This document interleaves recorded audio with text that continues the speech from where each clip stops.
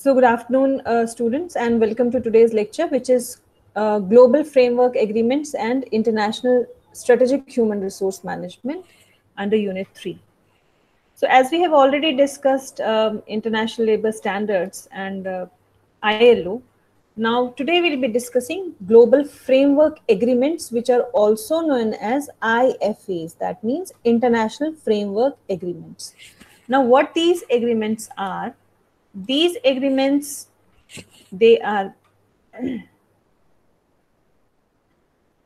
they have basically developed over the last two decades in response to economic say conditions, in response to what currently economic and globalization situations overall in globe is undergoing.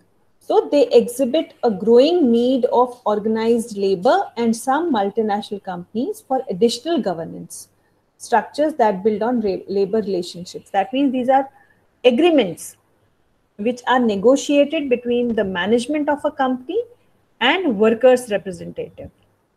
So GFAs specify the responsibility of a multinational company to follow particular standards with regards to fundamental labor and social rights, working conditions, maybe industrial relations, health and safety conditions, training, environmental protection, or any other, or it could be more than one country and often worldwide. So what ILO has defined GFA as, or global framework as, it is an instrument which is negotiated between a multinational enterprise and a global union federation. Yesterday we discussed global unions in order to establish an ongoing relationship between the parties and ensure that the company respects the same standards in all the countries where it operates. That means it is an agreement which is between global union or global union federation and between the countries. Basically the objective is adherence of ILS, that means international labor standards. So through these standards and these agreements, they ensure the uniformity of standards in all the countries wherever these agreements have been made. So what is the requirement of global frame agreement? According to Global Unions Federation, the minimum requirements for an IFA, that is International Framework Agreements, it is say global reach. So global reach of the agreement. Second is references to the ILO conventions, extension to the suppliers, a GUFI as a signatory, trade union involvement in the implementation, right to bring complaints. So first is global reach of the agreements. Now, through global framework agreements, it ensures that whatever has been agreed upon by the countries, various countries, so it binds them. It pressurizes them to adhere to those standards. So there is a global reach of these standards throughout the world and in a uniform manner.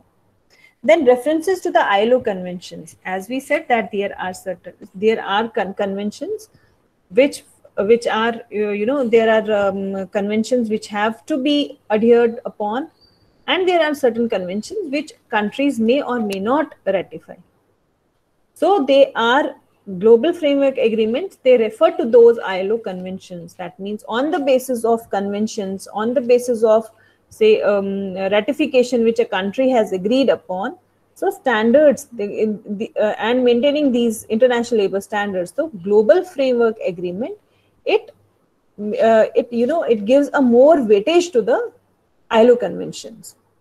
Then extension to the suppliers. Now it also gives extension to the suppliers in order to achieve the, you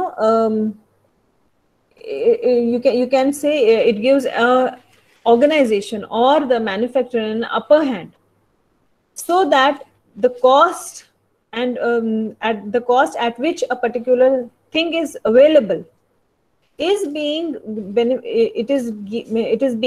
given to all those countries who have agreed upon the global firm, who has signed the agreement. So it gives, again, it is a win-win situation for both suppliers as well as for the countries. Supplier is crossing borders and reaching to different various countries, and in return countries are getting benefit of cost, cheap supplies. Then GUFE as a signatory. Then a global union. Now who's the signatory authority for global framework agreements? It is the Global Union Federation, which ensures through global framework agreements or international framework agreements the adherence of the uniform standards in all countries. Then trade union involvement in the implementation. Now it is through global framework agreements. Now it is not restricted to the only trade union, but we are talking about the global trade union. So global trade union is now involved in the implementation of standards through global framework agreements. So they ensure that the standards that have been laid down by ILO through conventions, it is being implemented or not. Not only ILO conventions that have been ratified, even we talked about regional integration. So let us suppose agreement between NAFTA countries, agreement between European Union countries. So trade unions, they involve, they get involved through these GFAs in the implementation of the standards. Then right to bring complaints.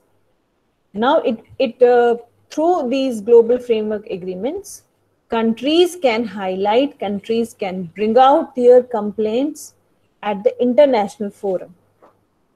If they are having any complaints, if they are having any dispute, if there is something which cannot be handled at the country level, then through global framework agreements and through GUFs, the countries, they highlight their problems, they bring it to the international forum for the international remedial actions.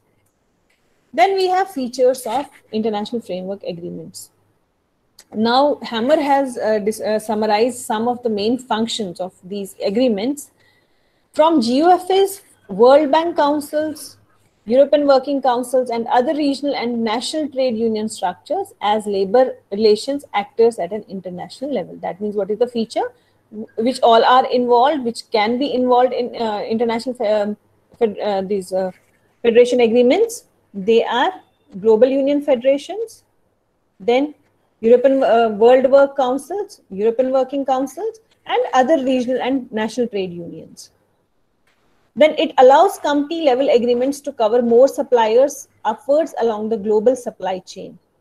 So as we said, that it gives you a chance to have the access, to get the access to the cheap labor or cheap supplies, cheap raw material, which otherwise may not be that easy. So through these agreements, you are getting access to the suppliers at the international level. Then these agreements, they bind company level agreements on core labor rights to traditional social dialogue, referring to multifaceted tools such as ILO Tripartite Declaration, principles of UN Global Compact, and the revised OECD guidelines on TNCs. So that means through these agreements, there is more bindation on the company level. That means whatever companies have agreed upon. Now when we talk about company, we are talking about MNC that are operating at international levels. So whatever they have agreed upon with a country on core labor rights, so through these agreements, through these international agreements, company is bound to adhere and to accept these, say maybe labor rights. There are certain conditions on labor rights, maybe social dialogue or anything which has been agreed upon. So it becomes binding. Then what are the strategic objectives of these framework agreements? First is establishment of minimum social standards in all TNCs, operations worldwide, including their suppliers and subcontractors. Objective is to get access to all your factors of production, so that your cost is minimized and you are providing almost, you are having same standards what you are providing in one country and same is being say provided in other country. So that is the objective of this agreement. Then development of a continuing dialogue with management at international and national and local levels. So this is objective of framework agreements, is that it helps in being lined up or being tied up with the communication with management at local level, at national level and at international level. So through these agreements, you are basically communicating. You are in a continuing dialogue. Then supporting trade unions with the organizations of campaigns in the respective TNCs and their suppliers. Again, it is the extension of first point. The only thing is that herein we have included trade unions as well. Now, fourth is the improvement of international cooperation between trade unions through establishment of worldwide trade union networks with transnational companies. So, basically, these agreements, the objective is to improve. To improve and to extend cooperation between maybe trade unions and between various countries through establishment of union networks with all these transnational companies. Because because handling trade unions is one of the, you can say, major challenges when we talk about handling international industrial relations. Because influence of trade unions and the approach of trade union from one country to other country, it varies. So that is why global union federations, they help you out in smoothing down the functions between various trade unions that are operating at in various countries and their networks with transnational companies. So these were strategic objectives of framework agreements. Now we have international SHRM, that is International Strategic Human Resource Management, or Strategic International Human Resource Management. We all have discussed what Strategic Human Resource Management is. So similarly, SHRM or ISHRM is a part of international HRM that focuses on creating and implementing IHRM policies and practices that help achieve an MNE, international vision and objectives, that is international strategy. It also involves strategic management of the IHR function and department itself. So talking about international HRM, so international HRM, the strategy which serves as a guiding principle. Why we require international strategic human resource management? Because it helps, it serves as a guiding principle in shaping and governing the firm's international activities, particularly which are related to firms' HR worldwide. So IHRM strategies are implemented through IHRM policies and practices. Now, when we talk about IHRM policies and practices, there are certain types of IHRM strategies that can be aligned with MNE business strategy. Because when we talk about strategic HRM and similarly international strategic HRM, the important thing is the prime focus of the, this activity is to align it with business strategy. So there are three types of IHRM strategies. First is autonomous IHRM strategy. Now, under this type of strategy, it has a low degree of global integration because it is autonomous, and a high degree of local responsiveness. That means wherever you are going, you are having the type of strategy based on the type of country you are operating. So each subsidiary has the freedom to develop and implement its own IHRM policies and practices that support local rules and conditions. That means you are not controlled by the parent organization. So an M&E with this type of strategy, it is most likely has a decentralized HR function with a small HR department at headquarters. And the majority of key HR decisions, they are made at the subsidiary level. So this strategy is most suitable when M&E has a multi-domestic business strategy and polycentric or regiocentric approach, because it won't work in ethnocentric approach. Ethnocentric approach is a very centralized strategy. It is a very centralized approach. Now, second is receptive IHRM strategy. This form of IHRM strategy, it has a high degree of global integration and a low degree of local responsiveness. Now, herein each subsidiary is tightly connected with headquarters. That means it is controlled by the parent company, headquarters, with very little freedom to adapt to the local conditions. So an M&E with this type of IHRM strategy, it is more likely to have a centralized HR function with large HR department, which exercises considerably control over key HR decisions. So this IHRM strategy is most suitable when M&E has a global business strategy and an ethnocentric approach, HR orientation. Fine. Under autonomous, it is polycentric and regiocentric orientation. For receptive, it is ethnocentric HR orientation. Then we have active IHRM strategy. This type of HRM strategy, it has a high degree of global integration and high degree of local responsiveness. So basically, it balances both global integration as well as local responsiveness. And M&E with this type of IHRM strategy, it is more likely to have a transition HR function with considerable control over HR decision making and with autonomous IHR strategy. That means it is something which is in between autonomous IHR strategy and receptive IHRM strategy. So this strategy, as I said, that it balances both global integration and local responsiveness. So M&E with this type of strategy is more, likely to have a transition HR function. So HR at corporate or parent, say, country, and HR at subsidiary, they try to balance the control over HR decisions. So this strategy is most suitable when an M&E has a transnational business strategy and a geocentric HR orientation. So these are types of IHRM strategies which can be aligned with M&E business strategy.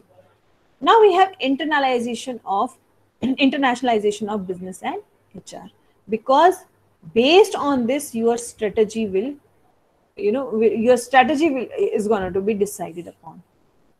So if we see, this is the involvement. If you see this pointed arrow, which is depicted in blue, so this shows the involvement of IHRM, right?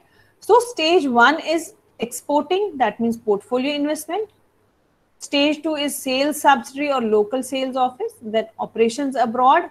When we talk about operations abroad, it could be operations through contracting, subcontracting, through franchising, through licensing, and it could be operations through wholly owned subsidiaries. And fifth is operations through international alliances, partnerships, and then mergers and acquisition and joint ventures. We have already discussed this under the internationalization of business when we have discussed it in unit 1. Still, I'll just quickly give a review. So portfolio investment, this is the simplest level of involvement. A firm, they may just decide to make financial investment in foreign firms. And how it can be possible? It could be through buying of shares of stock, and much as it could do with its own domestic equity markets. So except for a general need to assess foreign firms, including their workforce and HR practices and markets, they include the quality of control, quality of country labor forces. HR is not likely to be very involved in the form of international business activity. Then we have exporting. Talking about exporting, it has been an initial step of internalization for most firms. And how it occurs? It occurs relatively, very at a very small pace.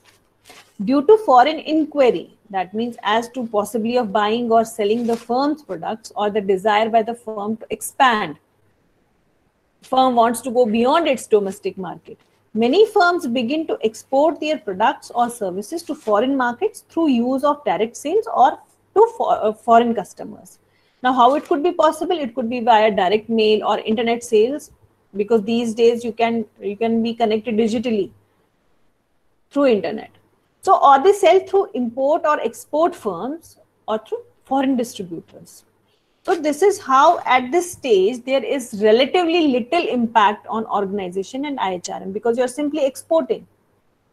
So other than possible training opportunities to ensure that employees have the knowledge which is necessary to carry on cross-border commerce, for example, the staffing to recruit the new employees, that won't be that much required. So the export and import or international purchasing, they are usually side activities of marketing or purchasing. So that means no new employees could be there who are looking for exporting.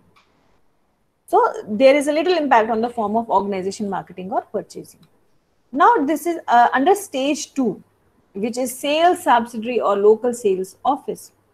If foreign sales and purchasing increases, for example, so the firm will assign a sales manager or purchasing agent, which is responsible for international sales. So this individual now may travel to foreign countries in which the firm has sales, but is likely to chosen purely for the reason of sales, for purchasing experience or product of service knowledge. And employees with little experience or competence are chosen to handle foreign sales, because at this stage, the foreign sales are not considered important, nor does anyone in the firm, yet they might perceive it. Because at this stage, they are not, their focus still is on the international, their focus is still on the national business, their domestic sales. So it is something in addition to what they are being doing. So if direct export sales or import are successful enough, firm is likely to establish its own sales or purchasing offices in those countries where sales or imports are large enough to warrant such efforts. So these offices are most likely to be managed by the sales manager or purchasing agent from the home office. That means you are not going for a host country, say employee, but you are sending a person from as a expat or as a PCN for sales and product knowledge. So then we have stage 3. Stage 3 is operations through licensing. Now, licensing are basically the rights to manufacture or market. Either you can have license to manufacture or to market one's product or services. So it is an option for going international, but it does not involve setting up of direct owned subsidiaries. So you are not setting up a subsidiaries if you are entering through license. So in this strategy, firm usually locates foreign firms that have the experience to manufacture their products with minimal technological transfer. So instead of having your own subsidiary in the foreign market, what you are doing, you are tying up with the foreign firms who will take care of your marketing or your manufacturing through license. So you are, in order to bypass import duties and to provide simplest avenue to the local sales, normally only person from the present firm which is involved with the option, he negotiates the license agreements and handles whatever technology transfer is required. So the parent firm may still choose to handle marketing of the product or choose to license. That too, IHRM plays a very minimal role in the licensing or manufacturing.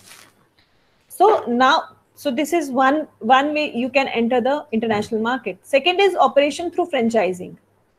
Now, franchising is another form of licensing. Here, the organization, it puts together a package of successful ingredients that made them successful in their home market.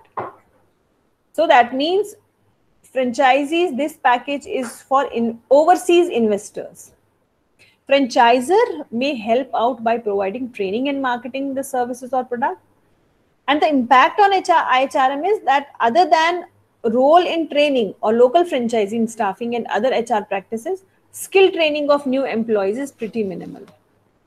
And that means, again, you may have, as a parent company, you may have 2 or 3 employees who you think will be, handling training and who will help in settling down the franchisor. Then third way is operations through contracting or subcontracting. So this is a similar strategy for entering into the foreign markets, as we have a contract the manufacture or assembly of a firm's product. So firms manage their supply chains on a global basis. They subcontract all or most of their manufacturing to firms abroad. So in order to take advantage of lower labor and operating cost, so firm will only have a few individuals who will travel to foreign locales in order to transfer whatever technology is required or training them and to monitor quality of the manufacturing and final product. So again, you do not have a fully operational subsidiary over in foreign location. So usually this will involve manufacture for export back to home country or to other global markets. So marketing will still be handled by the parent firm. Now it is in stage 4, which is wholly owned subsidiaries. So most common way to enter international markets beyond subcontracting and exporting is through wholly owned foreign subsidiaries. Although this is a popular form of entry into other countries, subsidiaries can be developed in a number of ways, including many projects, right? So for example, greenfield or brownfield projects. Now what is greenfield and what is brownfield project? Greenfield project, they involves acquiring an open field in order to build the subsidiary facilities from scratch. That means you are acquiring a particular location in the foreign location and starting it from scratch. Whereas brownfield project, it involves purchase of existing facilities. It could be purchasing of existing building along with machines or whatsoever you are requiring. So that means greenfield project is purely you are starting as a new in the foreign market, and brownfield is that you have purchased someone's maybe old plant, old land, building, and then you are developing it into your subsidiary. So then third alternative is as providing the easiest access to new foreign markets and involves acquisition of existing enterprise. Now third is that you acquire. So greenfield was you are starting from the scratch. Brownfield is that wherein you are purchasing already building or plants or machinery. But third alternative is acquisition. So that is one of the easiest access to new foreign markets. So from an IHRM viewpoint, standard project, it requires staffing usually with a combination of personnel from headquarters and national. That means both PCNs and HCNs are required for creating IHRM policies and practices for a totally new workforce. So there is a choice of transferring all policies and practices from parent headquarters or basically adopting the new policies and practices. So under both the choices, major challenge for the firm and IHRM is to integrate the acquired firm's practices. If you are entering through acquisition and owning a wholly owned subsidiary, then in that case you need to integrate its practices which is already existing in the subsidiary with those of the parent. In all cases, knowledge base and competencies which are required for the parent's firm, IHR departments are clearly more complex and complicated than in case of prior to investment in any foreign subsidiaries. Then last stage is your operations through international joint ventures. Now, when we talk about entering through the joint ventures, this is creating a new business entity with shared ownership and managerial responsibility. So this entity is often created with limited objectives and it is a planned limited life.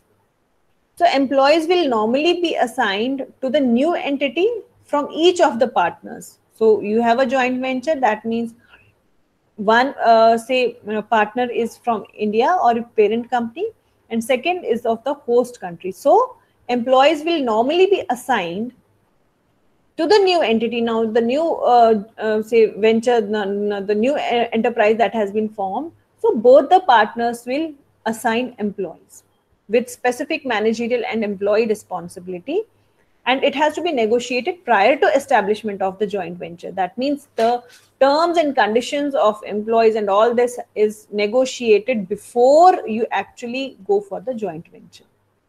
So many new problems may arise for HR from having to choose to adopt to develop HR practices and workforce issues concerning merger and interaction of two or more national and corporate cultures.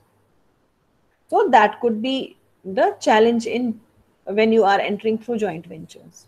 And if you are entering through mergers and acquisitions, basically entering through mergers and acquisition is one of the preferred marketing entry method in both developed and emerging markets, because this is one of the easily consolidated, it has got scope of activities and the parent firms they position in the global marketplace. But and through if you are entering through merger and acquisition, IHRM activities are especially important in pre-merger due to diligence phase of for example, determining liabilities which are involved in acquiring the compensation and benefit components of the acquired workforce, because now you have two different companies which you are acquiring. So it might involve downsizing, it might involve integrating of IHRM systems and developing new people management culture. And it is important that merger and acquisition partners, they have acquired rights. And then we have operations through international alliances, partnerships, or consortia. These are basically defined as informal partnerships or formal agreements that do not result in any independent legal entity. That means you are not having an independent legal entity if you enter a foreign market through international alliances. So firms which use these methods, they do not necessarily replace their wholly owned subsidiaries. Rather, what they do, they develop less formal structures, such as alliances, partnership. They might partner you in research and development projects. And maybe other forms of linkages are there.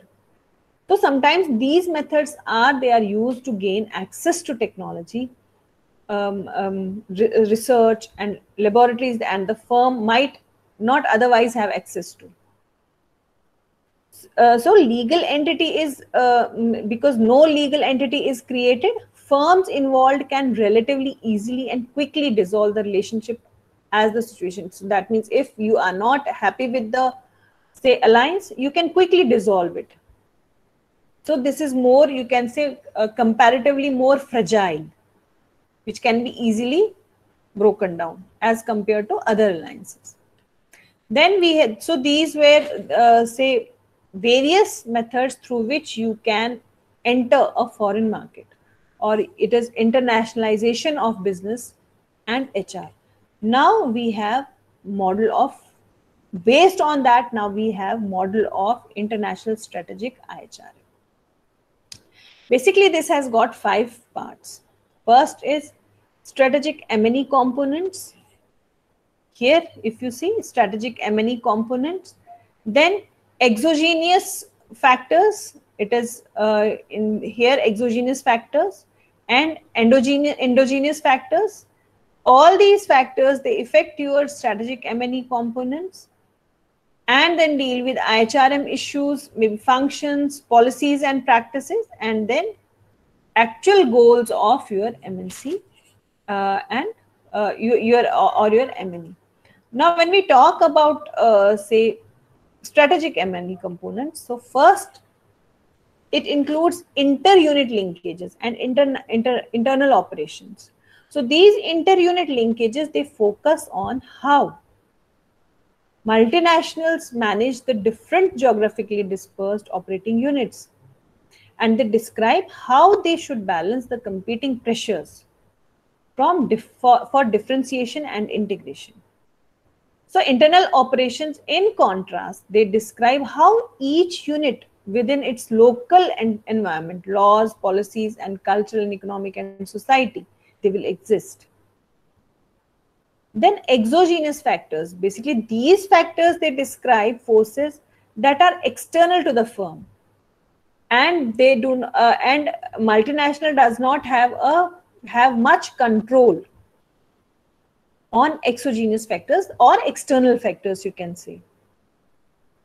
So they do not have control over these factors, but they can create challenges that can affect organizations or IHRM issues, maybe functions, policies, and practices. So these factors can include national culture, economic conditions, political system, legal environment, and workforce characteristics. So on these, you do not have control. You cannot control as an MNC. Then there are something which is endogenous factors, or which is internal to the organization. So these factors, they describe the issues and concerns that are internal to the firm, which might include structure of organization, at which stage of internationalization an organization is, the type of business strategy. So these basically these parts of model, they affect IHRM function and associated issues, policies, and practices. So key strategic M&E objective is to balance the needs of diversity and coordination and control for purpose of global competitiveness. Because if you want to be competitive in the global market, global environment, then you need to balance the needs through flexibility, organizational learning, and control and coordinate these all factors. So now what could be IHRM issues? IHRM issues could be say issues that result from the inter-unit or intra-unit needs and challenges. That means within the, say, unit or outside. When it is outside, that means with the subsidiary and with the parent company. So as we have already discussed, that M&E, it is separated across several nations. It is not confined to only one nation or culture, and it does remain a single enterprise, and therefore must consider how to balance competing pressures for integration and local responsiveness. These issues of integration and local responsiveness are often facilitated by human resource management policies and practices, and therefore they are very important component in IHRM. And what IHRM function include? It will include resources. And what resources? Maybe time, energy, money, which is allocated to the human resource department, and the location of these resources, that where actually they are located in your, say, in your M&E operations. So the resources which are devoted to and the location of IHRM operations, they can be expected to vary considerably across M&Es. And IHRM function can take a variety of structural forms, including centralized, decentralized, and transition. Then lastly, under this IHRM model, we have IHRM policies and practices. So these policies and practices, they involve the development of general guidelines that how individuals should be managed, and specific HR initiatives or activities, which will include both formal policies of organization and the actual daily practices that employee experience, and will include those related to planning, staffing, maybe appraising, compensating, training, and developing other international relations. So this is how it goes with the model of ISHRM, that on the basis of this, you are supposed to develop your strategies based on the stage of internationalization in which company is. And accordingly, you decide which type of strategy you need to have. So this was all about today's lecture. Thank you.